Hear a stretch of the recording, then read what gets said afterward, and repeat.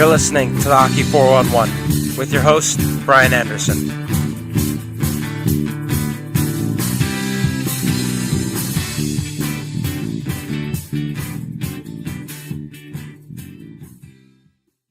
Welcome to the Hockey 411 podcast. I'm your host, Brian Anderson. You guys are getting a treat this week. We're getting 2 podcasts in, not just one. I know I said 3 earlier, but we had someone back out at the last second. But it's all good. He'll be on later on, hopefully next week. But today we're going to be talking top 10 centers in the NHL this year and making his return to the pod. Carl from the Fourth Line Podcast. Carl, finally happy to have you back on. Yeah, glad to be back. It was fun last time. I look forward to a great show. Yeah, I'm looking exactly in the same way as you. We're just going to get right into it here. No dilly-dally, I guess. We're going to start off with some honorable mentions. If you listened to our last podcast, number 10, goalies in the NHL this year, you know how this will work. But if you haven't, this is how we're going to go through. We're going to go through some honorable mentions. You're going to go 10 down and finally get up to number 1 here. So I'm going to start off with some honorable mentions. I'm going to first start off with Sean Couturier, who has been lights out, great two-way player this year ever since he was moved to the middle on this Flyers team, and he's really making him a name for himself for the Selke this year. Obviously 65 points in 71 games played, that's correct, with 27 plus 27, which is huge. Points per game of .92, which is really good. And he's playing on a top line with Claude Giroux, who I'm going to mention here as well. Now, the reason why, if you're a Flyers fan, you're going to be like, wait a second, you don't have Claude Giroux in your top 10 as a center?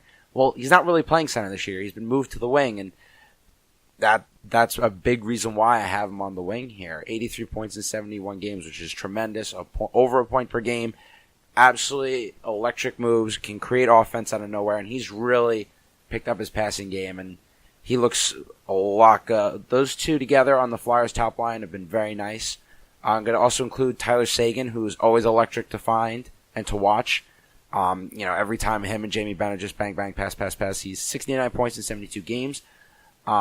He's finally staying healthy, which is nice. And I'm going to throw a little curveball here, Mr. Austin Matthews. It was tough to leave him out, but I ended up doing it. I mean, his shot is just tremendous. He is going to be something special. I know next year he'll be in it. I know he hasn't played in recent times, but it's unbelievable how this team changes, this Leafs team changes when he's out of the lineup. How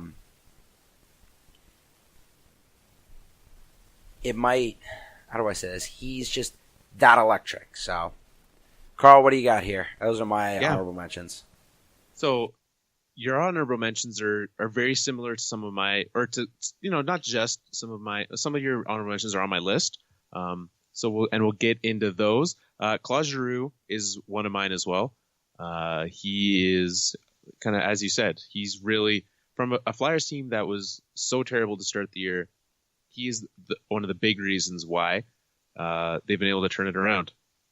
Another one that you mentioned Austin Matthews. If you do this list next year, Austin Matthews would be on the list for you. One guy who for sure is going to be making that list next year, Matthew Barzal. And I wanted to put him on just from the fact of what he can do, his potential, but not there yet. So we'll see what he turns into next season. And a guy who last second I swapped off the list, and I know that this will be no surprise to anyone who listens to our show, but Patrice Bergeron, obviously a great center, also having some injury struggles this year, but I swapped him out at the very last second. He was my number 10 center, and then I made a last second audible. So in the same way that you mentioned Austin Matthews, the Leafs are not the same without him. Patrice Bergeron is a huge piece of that Bruins team, and that's why he is 10B, but I only get 10, so sorry, Patrice. Yeah, I'm a little shocked that you put him there. He's in my top 10 this year. Before he got hurt, and I know we're taking injuries into account, but he is just a dynamic two-way center. So he is. We'll talk more about him when I get into it. And you're absolutely 100% right when Boston looks like a totally different team. And you know what? The scary part is that they keep rolling with him without it. I mean, Boston has not missed a beat with Bergeron being out with a lower body injury. So I'm going to get into my number 10 here, and that is Mr. Mark Scheifele. I know he's currently day to day with an upper body injury. I know he missed time with his hand, but when he has played, and it's hard for me to leave him off. I know he's been hurt, but he's played 50 games with 51 points, and he just looks absolutely electric. I know we're taking injuries into account, but I had to include him just because he's so young. And when he has played, it's just been, I can't stop watching him. He's just got great hockey IQ, and his offensive instincts to get it to Line A, to get it to an Ehlers, maybe a Blake Wheeler. It's unbelievable how good this kid can be. And, when he was drafted, he kind of took a little slower route to the NHL, but he's finally, seems like he's hit his stride. And I'm not even mentioning his two-way ability. He's always back-checking, and, just from the eye test, and I'm not talking anything heavy statistics here, it's pretty impressive, I think. And that's why it was hard for me to take him off there, because he's just been so good this year.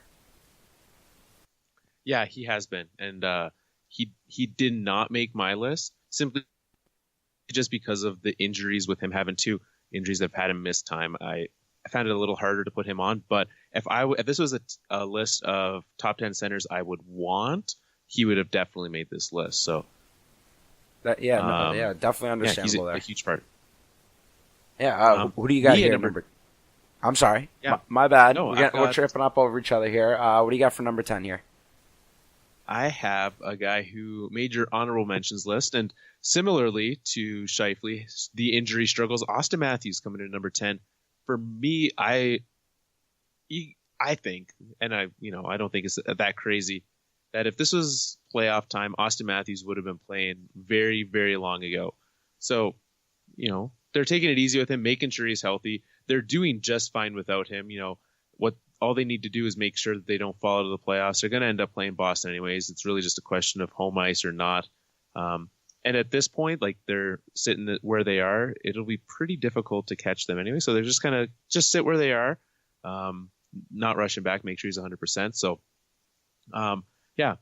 Austin Matthews, very, very, I don't even want to say big steps this year, but he's made his game fuller this season. Last year, there was a lot of games that you'd watch him and he would still score, but a little invisible in some aspects, right? I was, watching games, especially, I had the honor to see them live here in Calgary, and honestly, Nylander stood out more as the guy to watch on the ice. Matthews, I had to go look for him at times. This year, that's not the case. He is making himself a presence on the ice, and the Leafs are better for it. So he is my number 10 centerman. A very respectable 10 there, and I think Matthews' biggest weapon has got to be his shot. And I've watched replays, and I don't know how many times. I've only seen him a couple times in person when he comes to the East Coast here. But when his quick release is just unbelievable. It's second to none. And I know we can make a case for other players, but as a center, having that shot is scary good. And for me, it was just, he's been out a little, so he was right on the bubble. Same thing. So that was my personal preference.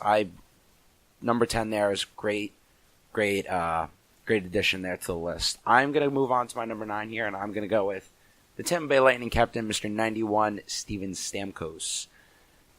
82 points in 70 games. He's sitting on a top line that is absolutely fantastic. Him and Kucherov have really killed it. And he's finally moved back to the middle of the ice. I know he's bounced around from wing to center, but this year he's taken a lot more strides down the middle. I mean, you want to look at a guy who's got a slap shot down the middle. I mean, just feed the guy on the power play, and it's very deadly. He can work all over the ice, not really more defensively, but when you look at these points, 27 goals, 55 assists. He's finally going to play. Fingers crossed. I don't want to jinx him, so knock on the wood. He's finally going to play an 82-game season, it looks like. And wow, that's a jinx if I've ever seen. Yeah, I've got the desk in front of me, so I'm knocking wood right now.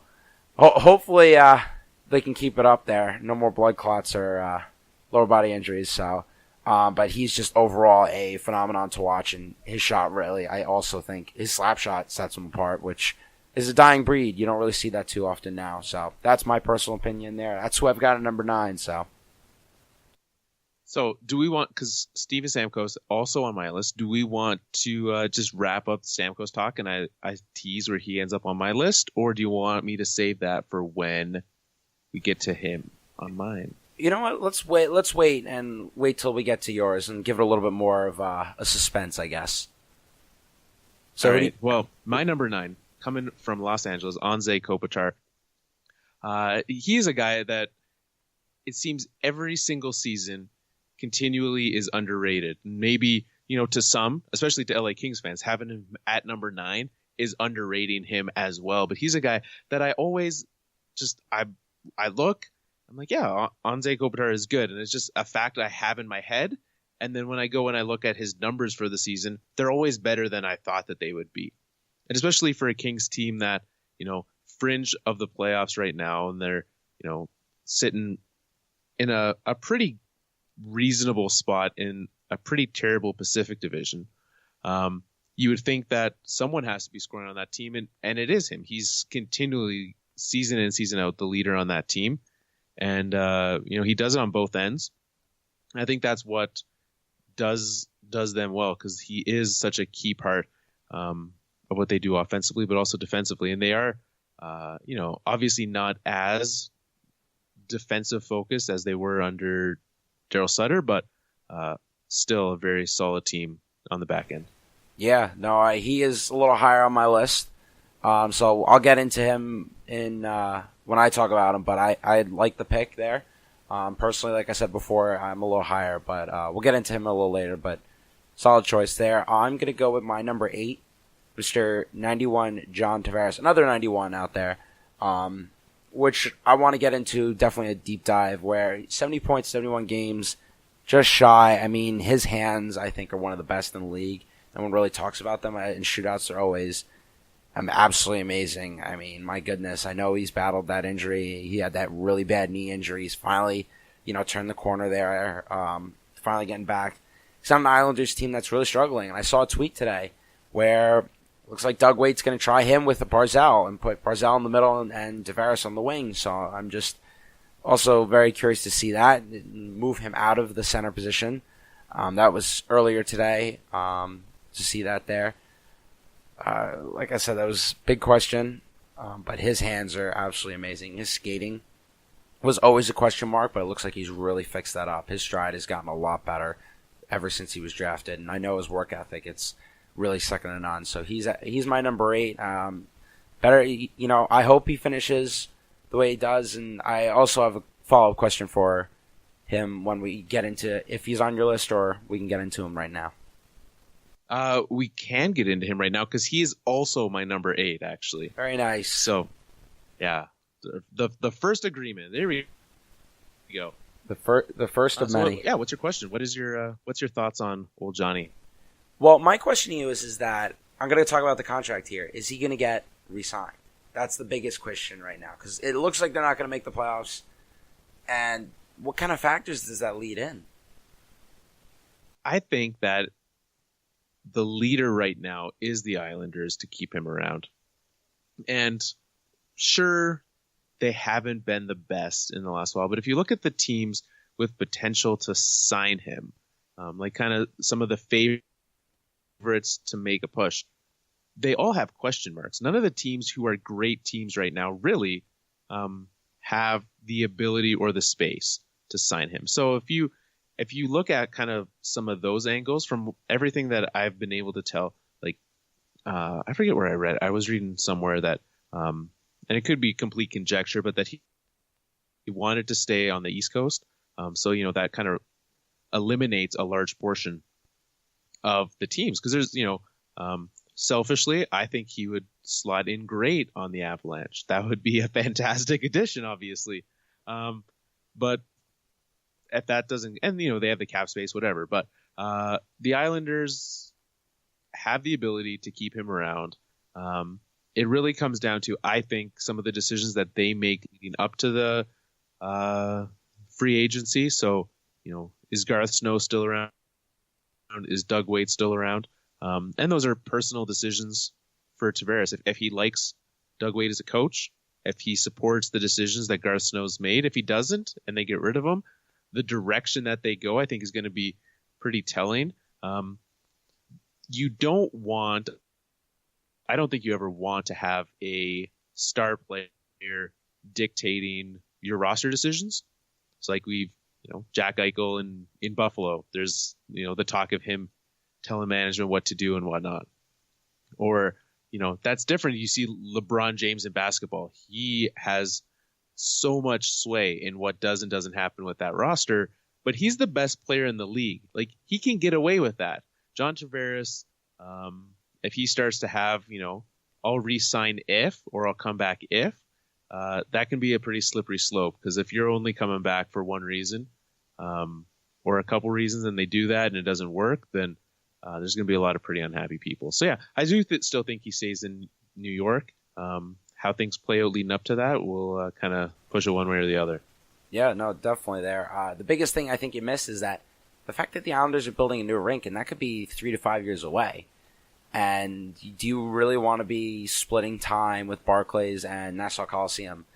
Personally, that's a huge factor where you play. And like you also said, there's a lot of other teams that can go out after him, but they also have major question marks. I just think a rink, having a consistent rink day in and day out, getting to know the ice, getting to know the boards, it's got to be tough switching rinks, because I know they're going to be playing in Nassau for a handful of games, but still, something you don't want to really hear. And Garcino really didn't make a push for, at least in my opinion, picking up players that could really solidify this team. I know he's got Barzal, I know they've got a couple guys down the pipeline, but I don't know. Yes, the Islanders are the front runner to keep him. I wouldn't be surprised if he stays, but personally, there's been some stuff where I've questioned it, and I've wondered why he would re-sign there. It just doesn't seem like anything's happened and majorly happened to convince him, like, hey, I want to come back, I want a cup here, because there's some big questions on this team, and you definitely said management was big. So is there anything else you wanted to touch on, any part of his game? Because I know I covered that, and I know we did the follow-up question there. Okay, here we go. I think one last thing for me is that the split arena is actually, like, to me, if I was him, I'd be okay with that, because the ice that they're playing on right now in Brooklyn is awful. Able to play on different ice, and honestly, splitting it to me would be kind of fun, because you have that fan base still in Nassau. You have that. I think those games are going to be amazing. So you have the crowd there with the nostalgia factor and all of that, even though they've only been a few seasons away. I think that's really going to help. So yeah, for me, the fun of that next season would be a big part of it if I was John Tavares. That's an interesting view you look at it there. I'm kind of the other way. I'd like a little bit more consistency, but didn't really think about the nostalgia factor and how it's gonna come back and help them, I guess, or that atmosphere. So I make some good points there. I'm gonna move on to number 7. I'm gonna go to the young Finn out of Florida, Mr. Alexander Barkov, where you look at his two-way game and his shootout experience is just, my goodness, this kid is good. I feel like, and I've said it before, he's a little underappreciated just because of the market he plays. I feel like if he was in a Toronto or somewhere out of Florida with a little bit more of a hockey presence, he would be that much more glorified. And his, he's got that long stick, and his shootout moves are unbelievable. But the amount of minutes he plays, the amount of points he plays, and such a key piece for this Florida Panthers team and why they're back in the run is just, it's hard not to leave him off this list, if I'm honest. Yeah, I have him right there at number 7 as well. So we're back to back, same. I'm with you. If Barkov was in any other market except for maybe Arizona, he would be a huge name. But instead, he's just still a good player, still the best player on that team, and it's not really that close. And so, or if the Panthers were, if they were to complete this comeback into a playoff spot, that would certainly help his potential. And then, they're 3 points back as we record with 2 games in hand. So they certainly could still end up in the playoffs. I think you get him in a 7-game series having some national market, especially if they do line up against Tampa, being able to have that.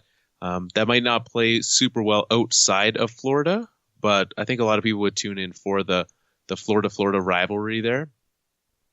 And so I think that'd be a huge part in making him a known entity, getting him some playoff time and all that. But for those who have seen him, and I'm not gonna lie, I haven't watched a lot of Florida Panthers games. I went to turn them on as we were recording because they're playing a little afternoon affair, but it's blacked out on my NHL network because I'm in Alberta and they're playing the Oilers. So I'm stuck watching Chicago Buffalo of all games because some hockey's better than no hockey, right? I guess, but yeah. Back to Barkov. Yeah, if being able to watch him, you see what he brings.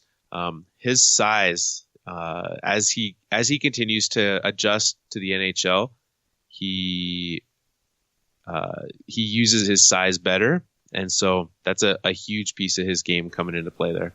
Yeah, it really is. The guy is a very big dude. It's just everything he's done. I mean, the guy's 6'3", 213. It's just his side has really been used, and I've seen him a couple times. I've seen him twice in person. It's phenomenal to see how he sees the ice and how he moves the puck and the power he has in his stride. Is just, I think it's really, really nice to watch. I'm going to move on to my. Can I one last comment on him? Go right ahead. And I know that this isn't center related, and I might talk more about this later, but in the same way, for those who follow the Avalanche, I very much see them in the same line as Mikko Rantanen, with Barkov and him. Both big Finns coming in who are learning to use their size. Like Mikko Rantanen is 6'4", and still looks like clumsy at times, which is kind of weird. And so, seeing both of them taking those steps, it might just be the connect. They're big, they're young, they're both Finnish.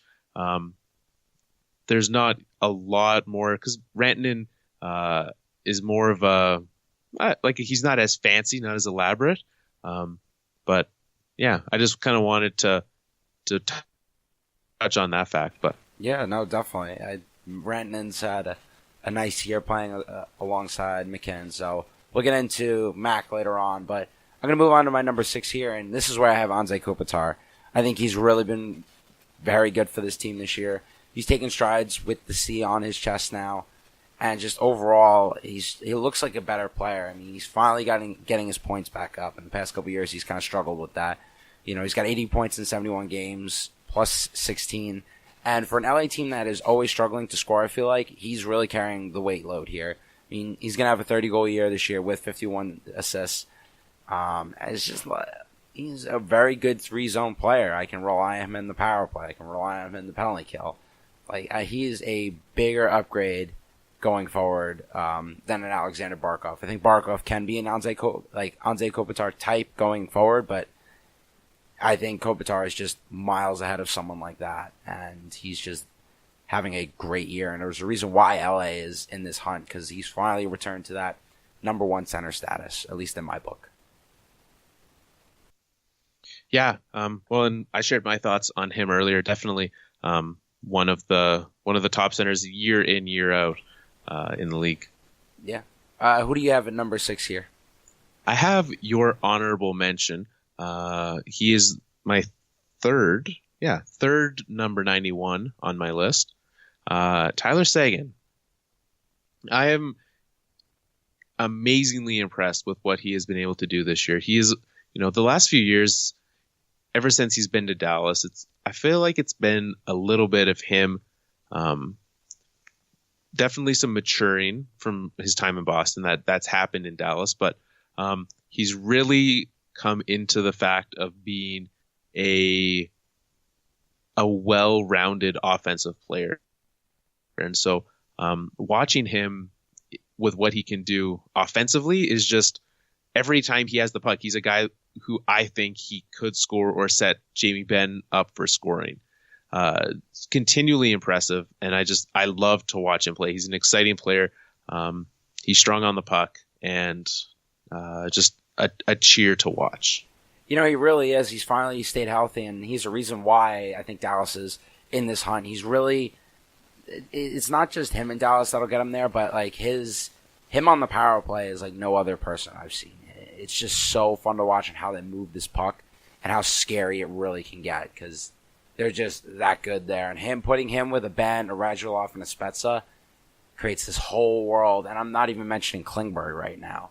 it's this whole world up front that Dallas has got so many weapons, and I completely understand why he's there for you. He was an honorable mention for me personally. I didn't feel like he would match up. He was right on the bubble, but, I think Seguin's a really solid pick as well.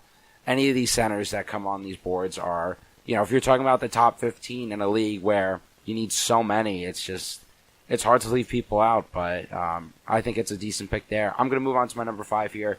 I'm going to mention one of your honorable mentions, so we're going to go like that. I'm going to go with Patrice Bergeron. He's just one of the premier two-way centers, and I know he's been out for a couple weeks now, but before he was out, he was hitting a point per game, 54 points in 55 games, and it's unbelievable how he drives that first line.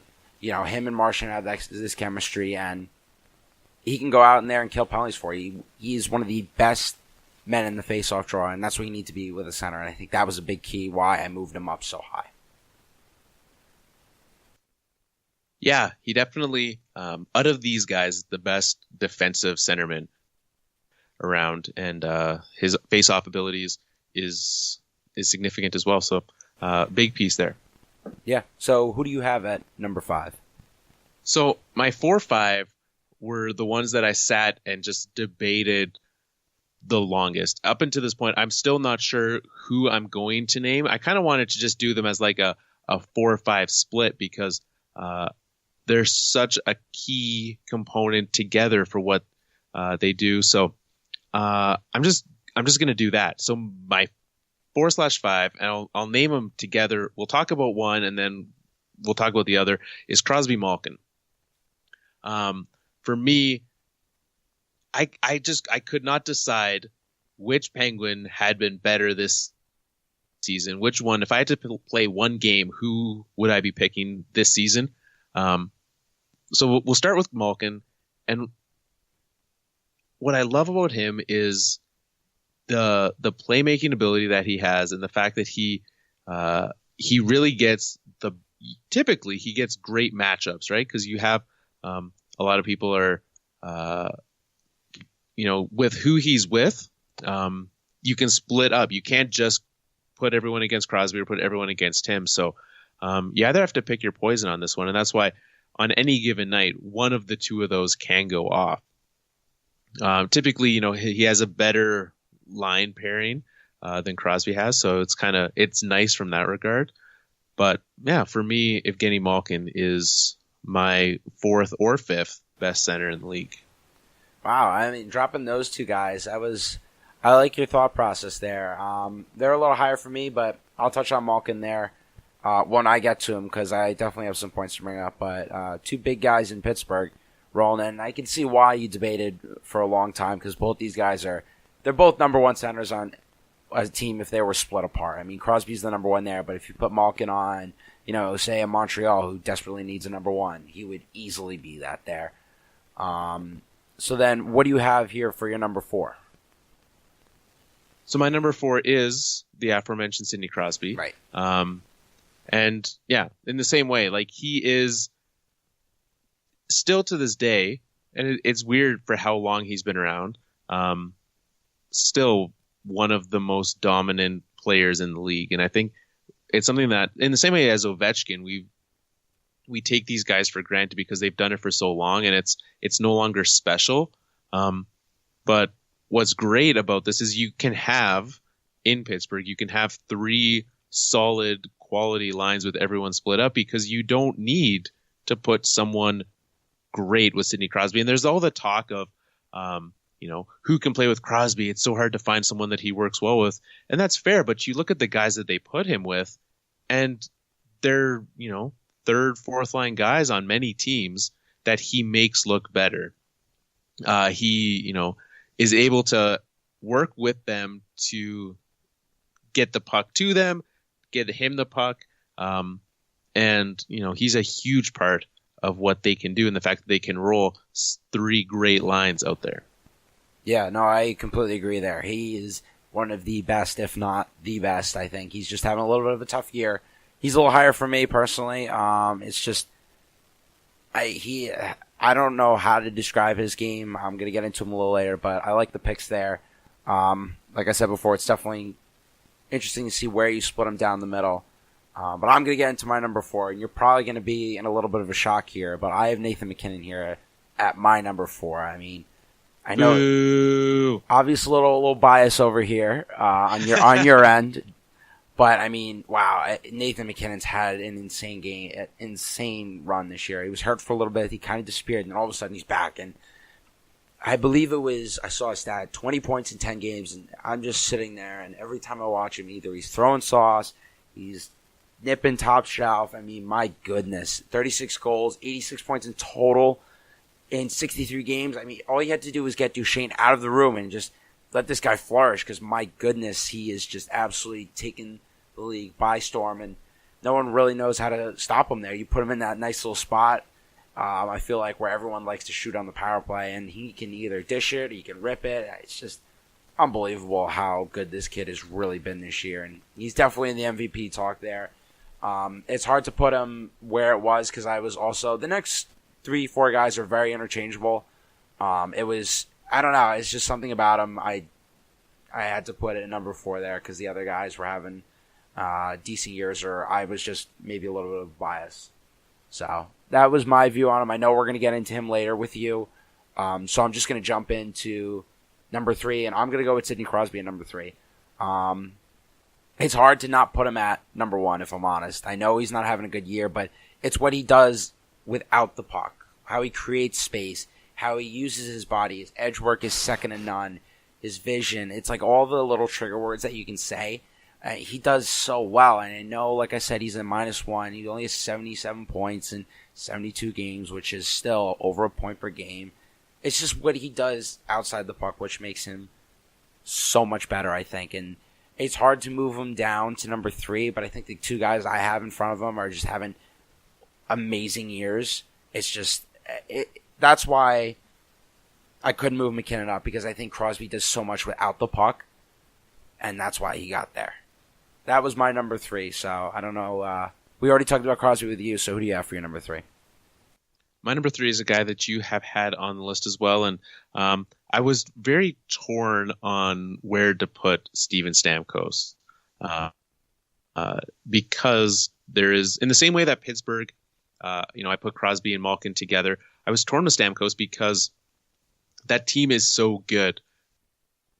There's so much talent offensively, and especially now that you have him and Kucherov on a line that we haven't seen, right? Kucherov came into his own last season with Stamkos gone, and now this year having them together, it's hard to be able to separate who brings more to that line. But for me, seeing the level that Tampa has gotten to this year because of what a full year of Steven Stamkos brings, it kind of speaks for itself. You saw how they did last year, switch it to this year, and he is, like you talked about, his work on the power play there is fantastic. And again, with the way that line is, in as much as I talked about, splitting up Crosby, Malkin, Kessel, having those 3 lines in Pittsburgh, having your 2 best players on the same line is apparently also a great idea. So being able to have Stamkos and Kucherov on that line together, getting each other, you can't just say we're going to shut down one because the other one's going to go off. Being able to give each other that space is such a huge part down there in Tampa. Yeah, it really is. I know I touched on it before, and we're going to keep moving on, but you know what? I don't have any question putting him at number 3. Like I said before, we also have, everyone's interchangeable here. It's just these centers are so good. It's hard. It's really hard to rank them, and that's why I like doing these every year, because they can be that good, and it can change every year. And I'm going to jump into my number 2 here, and I'm going to go with Evgeny Malkin, who's very quietly put up 40 goals. 40 goals from the Russian 71. I sat there, and I was looking at his numbers earlier today when I was making my list, and I just sat there and I was like, wait, Malkin has 40 goals? Like, you don't hear about it. It's just so quiet. Everyone else is focused, or the mainstream media is focused on these other things, but 89 points in 68 games, that's 1.31 per game. That's insane. Like you said before, he's just, I know he gets the favorable matchups, but when he is on that power play, when he is with the puck, he's the definition of using your body. 6'3", 195. He can protect the puck so well. Same thing with Crosby. And that's why they win so many games. They are so hard to play against. Both those guys, they use their body so well, and he's really coming to his own. I really like watching him. He's got that long stride, long skate, and his long stick there. And putting up 40 goals quietly is something that you don't see every day. So that's why I have him at number 2. He's just taken off this year. He's also another guy that's in the MVP candidate. I know you talked about him, but who do you have for number 2 here? All right, my number 2 is one that, again, this list, it has been very difficult at certain points to decide. And there's, one guy that you mentioned on your list that I haven't gotten to yet. And I think we both know who your number 1 is at this point. Yeah. And I also have the aforementioned player, but what I'm going to do here is I'm going to go with Mr. Connor McDavid. And what I need to do is I'll save my convincing for bias reasons for after. But both of these players have the same reasoning for why I have them at the top. They're incredibly talented players. Connor McDavid, obviously, right? Like if you're starting a team, Connor McDavid is who you want. Connor McDavid is phenomenal. And what he's able to do with so little in Edmonton stands for itself. He is the only shining light on that team. You could make an argument for I guess you wouldn't need to make much of an argument, but Ryan Nugent-Hopkins having a quality year as well. But having McDavid and then trying to figure out what you're going to do with Draisaitl. Should he play on Connor's wing? Should he be a number 2 center? Should he be a number 3, 4 center? Like figuring out what you do with that has been a struggle for Edmonton this year. But for me, I look at what he has done, and it's not even close. The speed that he has, how he uses it. He is the most, I would say, at worst, second most dangerous player on the ice when he has the puck, especially with space. If you give that guy space, it's over for you. So, and with how fast he is, he makes space very easily. If you're in a foot race, you're losing that. So, what he does in Edmonton is unreal. I hate the fact, I don't living in Calgary. There's the Edmonton rivalry, but I hate the fact that it's not. Yeah, it is being wasted. His entry level deal is being wasted with 2 years out of the playoffs, and now they're going to be paying him tons of money, and I don't want to say it'll cripple their situation, but it makes it a lot harder when you give a guy just almost $12 million raise to go into the next few seasons. That's money that they could have been spending somewhere else instead. They've squandered that opportunity. So if we were to have Connor McDavid make a run, these 3 seasons were their best chance, and unfortunately, we don't get that.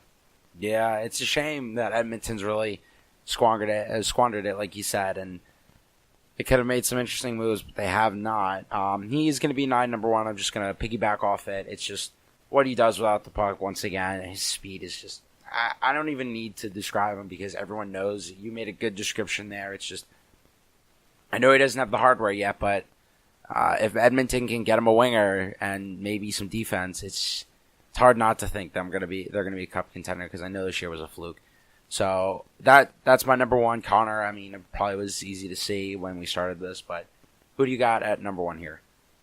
I have number 29 for your Colorado Avalanche, Nathan MacKinnon. And I think a lot of people, if you listen to the fourth line, are well aware of the fact that I love me some Colorado Avalanche and Nathan MacKinnon. And I can't stop talking to people about him this season.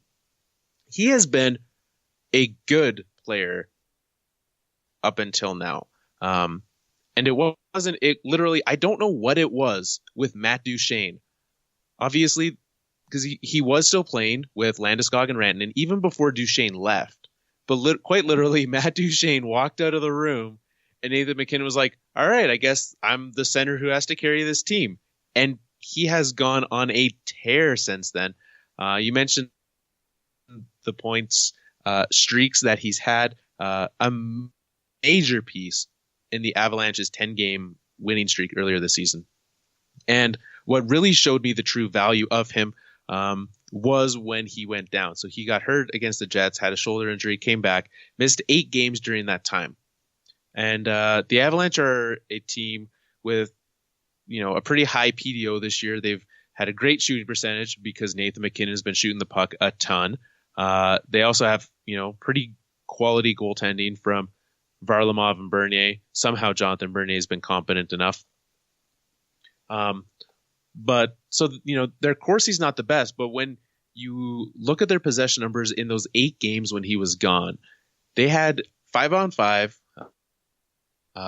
non-score adjusted Corsi. They were sitting at 44%, which is worse than their entire season last year. If you look, and an 8-game sample is not enough. It's only 10% of the season, but it gives you a taste of what happened there. And the teams they played during that stretch, they played Buffalo, they played Edmonton. There's another bottom feeder team that they won against. Oh, Montreal. Buffalo, Edmonton, Montreal, San Jose. They won 4 games during that stretch. And you look and you're like, yeah, they won 4 out of 8 games. That's good. But they did it against terrible teams. And still, the possession numbers there, not good. So that team really needs him. And quite literally every single night the Avalanche are playing, I'm like, I don't need to think about who's going to be the guy who does it for them, whether it be on the power play, on the, like you mentioned, when you were talking about him, he sits in the stereotypical, he sits in the slot on the power play, gets the puck, puts it in, moving the puck, and just the chemistry that he's had with Landeskog and Rantanen, especially Rantanen. He's made, I'd be interested to know what Rantanen could do not on that line if he was playing with a Carl Soderberg on that as a centerman instead of Nathan MacKinnon. He most certainly wouldn't be sitting at 70 points right now like he is. But just the chemistry that those three have, you do not need to ever touch it. Leave them together and ride into the playoffs. Yeah, it's scary. They're getting the goaltending now. Their defense is healthy. I know Nikita went down, I think, for a little bit. I'm not sure what the deal is with him. But McKinnon's just been absolutely phenomenal. I know I touched on him earlier. So yeah, that I think kind of wraps up everything here. I know I put out the Twitter questions a little late, probably a little too late for anyone to submit, but we don't have any for you today. But in the future, use hashtag #AskForOn1 and we'll answer them right here on the podcast.